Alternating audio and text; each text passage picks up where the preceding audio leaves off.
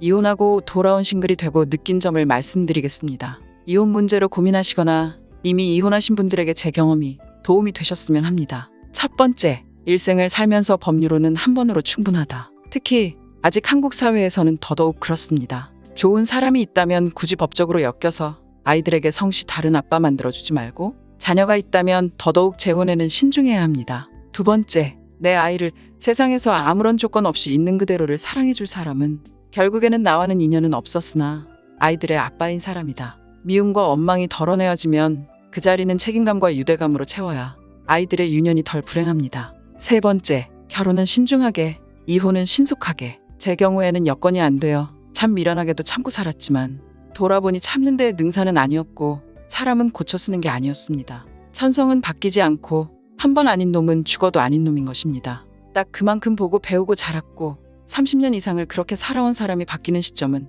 죽을 때입니다. 네 번째, 섣불리 이성을 만나는 건 오히려 독이 된다. 최소한 3년 이상 지나고 자연스럽게 알게 되는 인연을 만나는 것이 좋습니다. 이혼남 카페, 인터넷 선 등 불명확한 곳에서의 신원이 불분명한 사람을 만나는 것은 여러모로 위험합니다. 자칫 범죄에 노출될 수 있고, 그게 아니더라도 재산 분할이나 위자료 받은 이혼녀라고 접근해서 몸 주고 마음 주고 돈을 주고 사기당할 수 있으니 좋은 조건으로 다가오는 이성이 있다면 더더욱 조심하고 함부로 교제하지 않는 것이 나의 안전을 지키는 방법입니다. 그리고 이혼 후 빠른 시간 내에 내 눈에 들어오는 사람은 자칫 전 남편의 단점이었던 것이 유일한 장점인 사람일 수 있고, 만나서 눈에 콩깍지가 씌어 이성적인 판단을 할 수 없을 가능성이 크므로 주의해야 합니다. 다섯 번째, 이 사람이 아니라고 이혼을 생각하고 있다면 일자리부터 구해서 무슨 일이든 일을 해야 한다. 이혼하고 나면 100원 한 장이 아쉽고 사회는 차갑고 나이든 여자에게 더더욱 가차없는 곳입니다.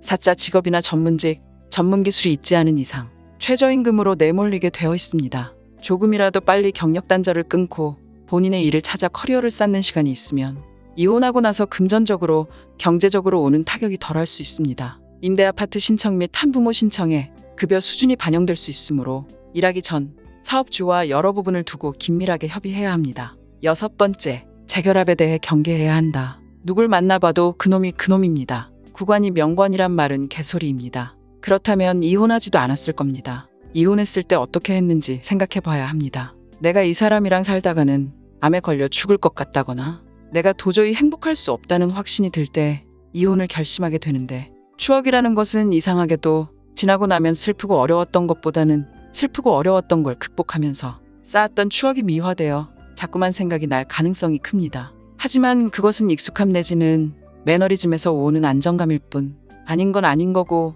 한 번 깨진 유리는 이어붙인다고 해서 투명해지지 않는다는 말이 있듯이 다시 시작하면 또다시 반복이거나 더 철저하게 최악으로 치달을 수 있는 길인데, 나이가 들어가는 마당에 뭐하러 구태여 불구덩이에 다시 뛰어드는 짓을 할 필요가 있을까요? 일곱 번째, 혼자 있을 때 행복한 사람이 둘이 되어도 행복할 수 있다. 둘이어도 외로웠던 경험을 해보니 혼자여도 둘이어도 외로운 건 외로운 겁니다. 사람이란 존재가 어차피 혼자 태어나서 죽을 때 혼자 가는 존재 본질이 있지 않은가요? 그런데 생각해보면 결혼 실패의 원인이 둘이어도 외로웠던 것은 나의 행복을 상대에게 채워주길 원했던, 내 정서를 상대에게 위탁했던 그 순간부터 상대에 대해 서운함과 내 마음의 공허가 찾아왔다는 생각이 듭니다. 혼자가 된 지금 좀 더 자신을 객관화하고 깊이 성찰해보는 시간을 가지면서 내가 진정으로 하고 싶었던 일이 뭘까? 나의 꿈은 뭘까? 내가 내 미래를 노후를 위해 할 수 있는 것은 뭘까 사색을 하다 보면 스스로 어떤 걸 할 때 행복하고 내가 숨을 쉬고 있다는 실감이 드는지를 알 수 있습니다.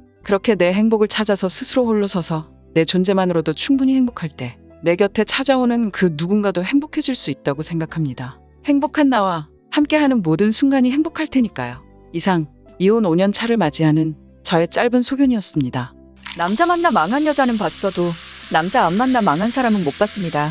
하나 더 추가하자면 주변 지인들 아닌 이상 되도록 이혼을 알리지 않는 게 좋아요. 날파리들이 제법 꼬여요. 유부남은 바람필 만만한 상대로, 재혼남은 지 아이 키워줄 상대로 총각들은 부담스럽고 이래저래 피곤합니다. 질척거리는 남자들 생각보다 많습니다.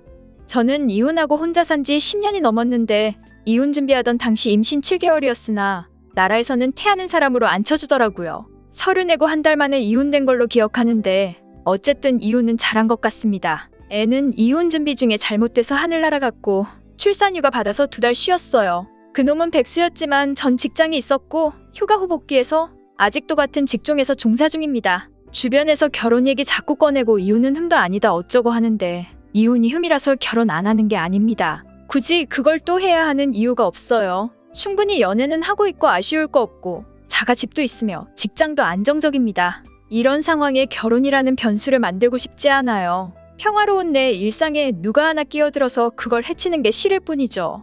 사랑한다면 일정한 거리를 두고 지내는 게 가장 현명합니다. 매일 붙어 살면서 지지고 볶으면 이게 무슨 말인지 알게 될 거예요. 결혼이 하고 싶으면 말리지는 않으나 책임도 따른다는 것만은 꼭 명심하세요. 여러분의 생각은 어떠신가요? 구독, 좋아요, 댓글은 저에게 큰 힘이 됩니다. 시청해주셔서 감사합니다.